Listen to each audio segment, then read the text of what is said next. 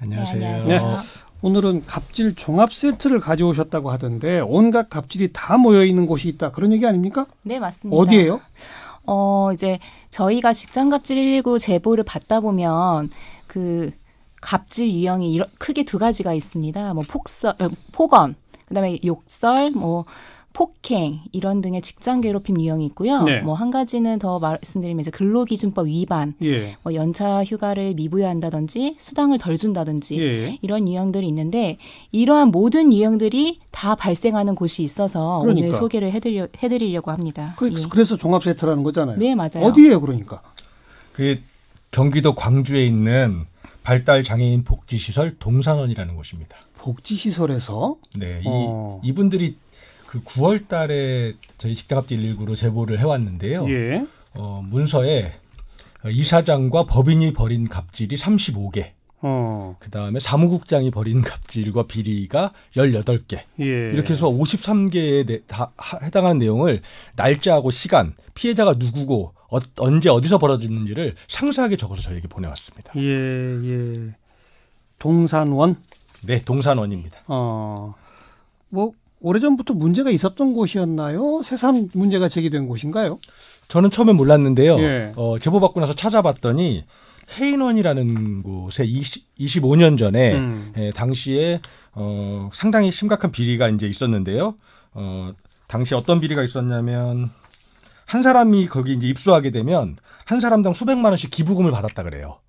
입소자한테서? 예, 장애인들에게. 장애인 가족들한테서? 예, 가족들에게 받는 거죠. 그래서 뭐 300만 원, 400만 원씩 받았다 그러고 친권 포기 각서. 그러니까 이 곳에서 무슨 일이 벌어져도 신체에 대해서는 다 포기하는 거다라는 각서를 받아서 그 당시에 이제 이게 언론에서 심각한 문제가 됐는데 이걸 인수하신 분이 지금 현재 동산원으로 이름을 바꿨고 서정희 이사장이 여기를 인수한 겁니다. 그러면 그 당시 25년 전에 문제됐던 사람들이 여전히 여기를 운영하고 있는 건 아닌 거고? 그렇죠. 그러니까 문제 있던 곳을 인수한 분들도 또 문제를 일으키고 있다. 결국 이 말이네요. 네, 맞습니다. 여전히 심각한 갑질 어떤 것들이 있나요? 25년 전에도 문제가 됐었던 뭐 내용들이 이제 반복이 되기도 했는데요. 이제 여기 생활하시는 분들의 인권 침해 문제가 또 발생을 했는데 예를 들어 어떤 것들이 있냐면 그 이사장 라인에 있는 직원들이라고 해서요. 이제 이 사건의 주요 갑질 가해자들입니다. 네. 이 직원들이 여성 생활인들이 묵는 숙소랑 그다음에 샤워실을 마음대로 문을 벌컥벌컥 이제 열기 시작하는 거예요. 그래요? 네.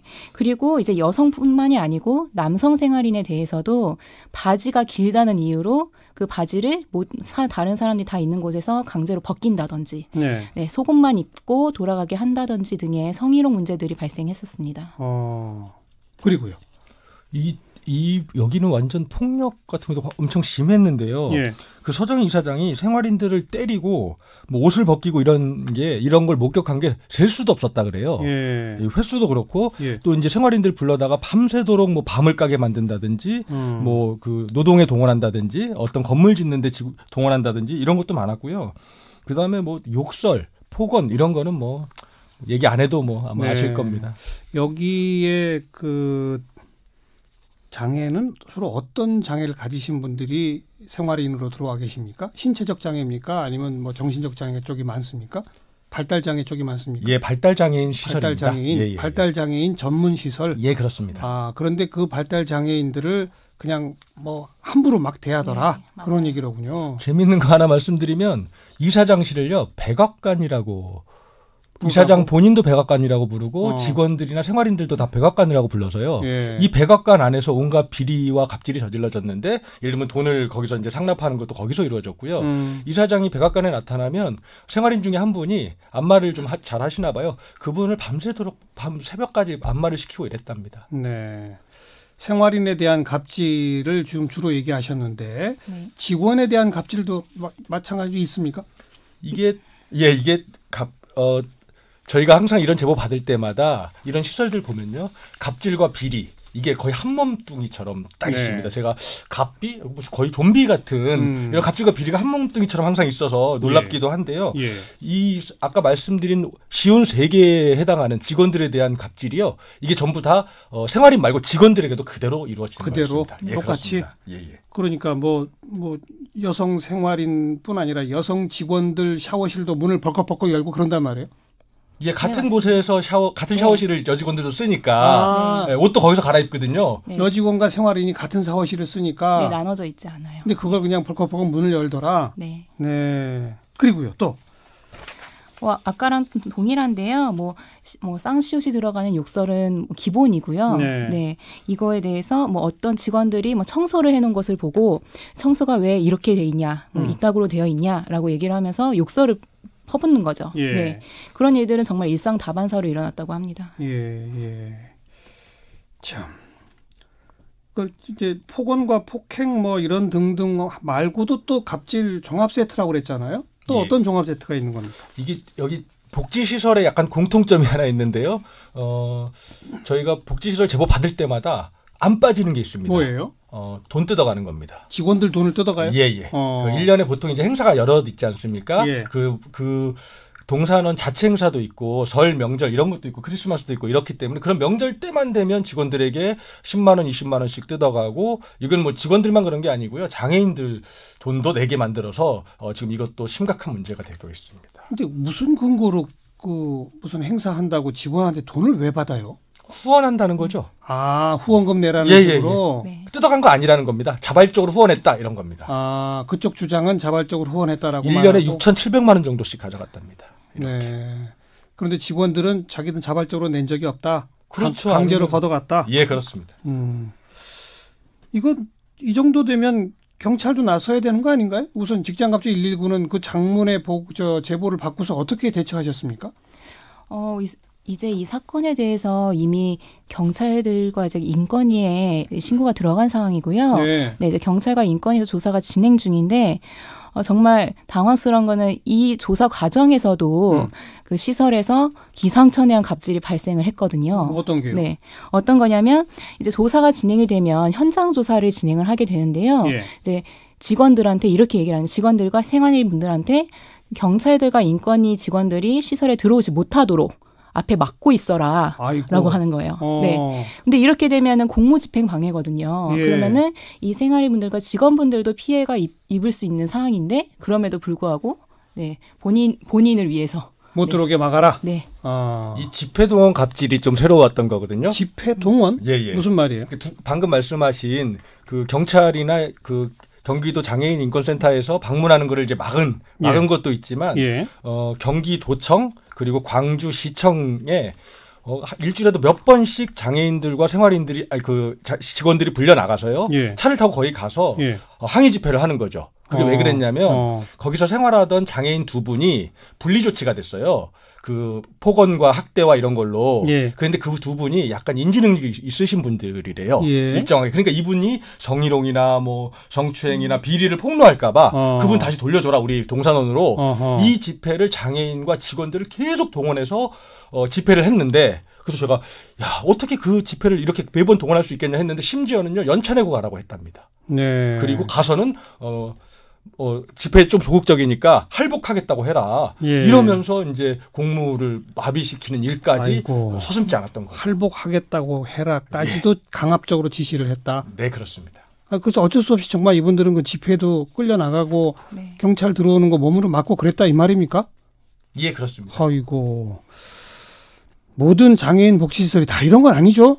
다 그렇지는 않고요. 물론 그렇지만 사실 제보 들어오는 것 중에 사회복지시설 갑질이 상당수 됩니다. 네. 저희가 이제 제보받은 것 중에서 또 이런 사례도 있었는데요. 아까 말씀하셨지만 이제 공통적으로 돈을 뜯어가는 형태가 많다고 하셨는데 후원금 명목 아래. 네. 근데 이 경우는 어떤 경우였냐면요. 원래 센터 같은 경우에는 호봉제인 경우가 있거든요. 그러면 자동적으로 원래 호봉이 올라가는 건데 그럼에도 불구하고 내가 너 호봉 올려줬으니 일정 정도 그때는 30만 원이었어요. 30만 원 정도 나에게 돈을 줘라 라고 얘기를 했던 그런 사례도 있었고요.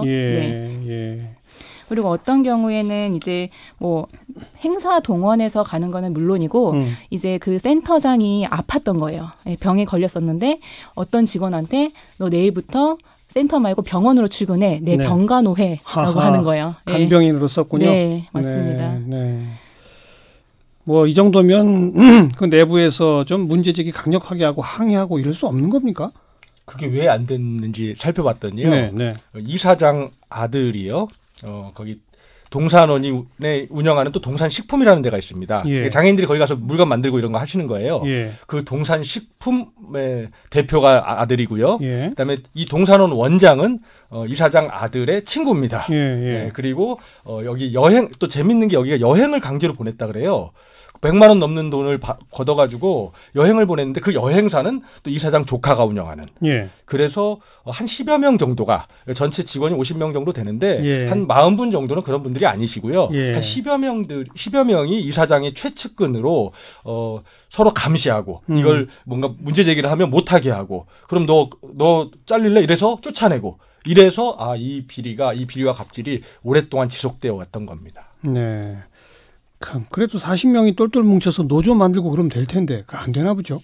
근데 사실 이런 사회복지 시설에 노조 가입률이 1%도 안 돼요. 네. 그래서 이분들이 이제 목소리를 낼 수 있는 곳도 없고, 그다음에 근로기준법 위반 같은 경우에도 많이 당하지만 이거에 대해서 제대로 하소연을 못 하시는 게 이제 핸드폰을 가지고 있으면 강제로 뺏어서 어떤 내용을 어떤 문자 메시지를 보내고 주고받았는지를 다 전부 확인을 한다고 합니다. 네. 예. 그런 식으로 항상 감시가 들어오기 때문에 위축이 돼서 이분들도 제대로 행동을 못 하시는 거예요. 예, 네. 예.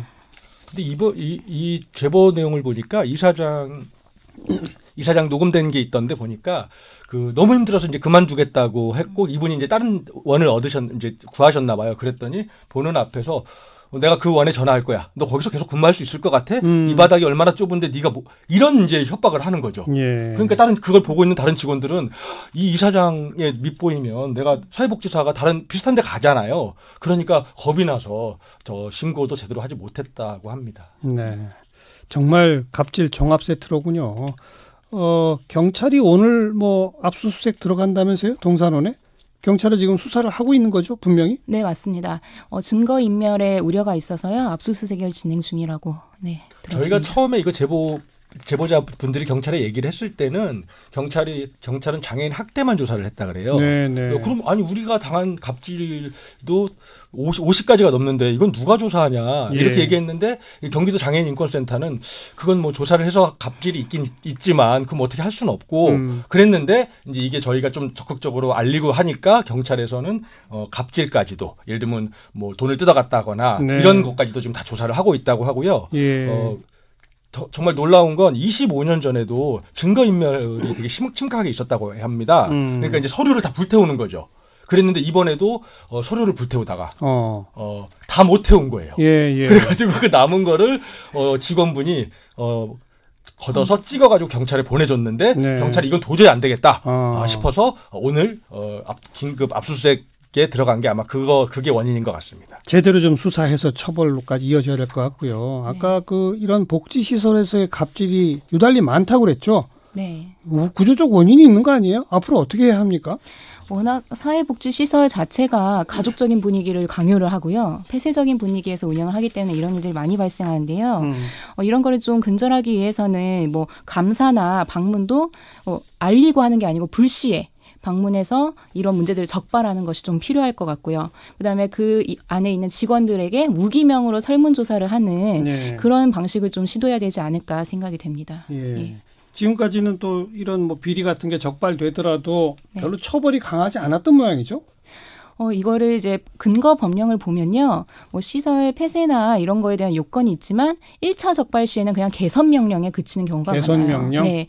그리고 만약에 폐쇄가 된다고 했을 때 그러면 이 시설에 있는 뭐 생활인분들이나 직원분들의 그 처우 예를 생각을 하면 단순히 폐쇄만이 정답은 아닌 것 같고요. 그 안에서 어떻게든 바꿔 나가려는 또 시도가 필요할 것 같습니다. 이번에 이 서정희 이사장은 의사 출신이시고요. 예. 지금 이 동산원을 25년째 지금 운영하고 있는데 제가 보기에는 뭐 횡령에 강요에 뭐 그 장애인 학대, 성희롱 모든 것이 아마 처벌돼야 될 게 정말 심각한 것으로 그렇죠. 보이는데요. 저는 본보기도 필요하다고 생각합니다. 이번에 경찰이 압수수색을 통해서 확인한 본보기로 아마 제대로 된 처벌이 이루어지면 좀 다른 시설에서도 긴장이 걸리지 않을까 이렇게 생각하고 있습니다. 이런 사회복지 시설에도 또 정부나 지자체의 지원금이 들어가잖아요. 네, 맞습니다. 그럼 그 관리 감독해야 할 공무원들도 좀 탓을 해야 될 것 같고요. 네.